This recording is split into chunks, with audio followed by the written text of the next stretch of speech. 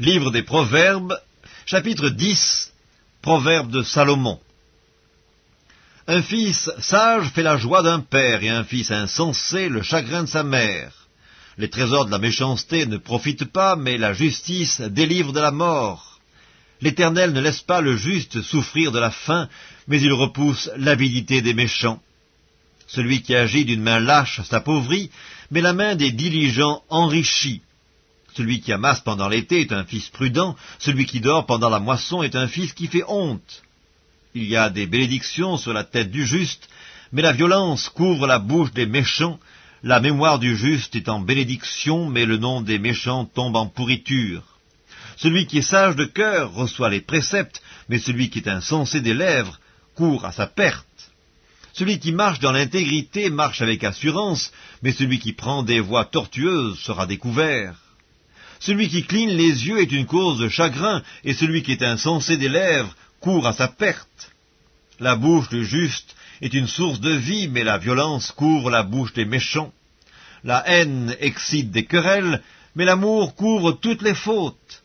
Sur les lèvres de l'homme intelligent se trouve la sagesse, mais la verge est pour le dos de celui qui est dépourvu de sens. Les sages tiennent la science en réserve, mais la bouche de l'insensé est une ruine prochaine. La fortune est pour le riche une ville forte. La ruine des misérables, c'est leur pauvreté.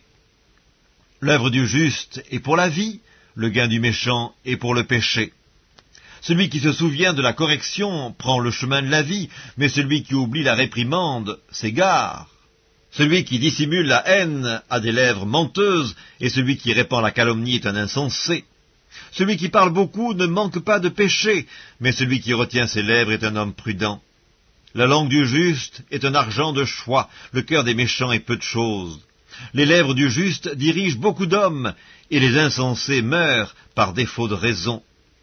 C'est la bénédiction de l'Éternel qui enrichit, et il ne la fait suivre d'aucun chagrin. Commettre le crime paraît un jeu à l'insensé, mais la sagesse appartient à l'homme intelligent. Ce que redoute le méchant, c'est ce qui lui arrive, et ce que désirent les justes leur est accordé. Comme passe le tourbillon, ainsi disparaît le méchant, mais le juste a des fondements éternels.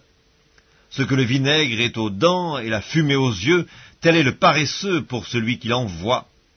La crainte de l'Éternel augmente les jours, mais les années des méchants sont abrégées. L'attente des justes n'est que joie, mais l'espérance des méchants périra. La voie de l'Éternel est un rempart pour l'intégrité, mais elle est une ruine pour ceux qui font le mal. Le juste ne chancellera jamais, mais les méchants n'habiteront pas le pays. La bouche du juste produit la sagesse, mais la langue perverse sera retranchée. Les lèvres du juste connaissent la grâce, et la bouche des méchants la perversité.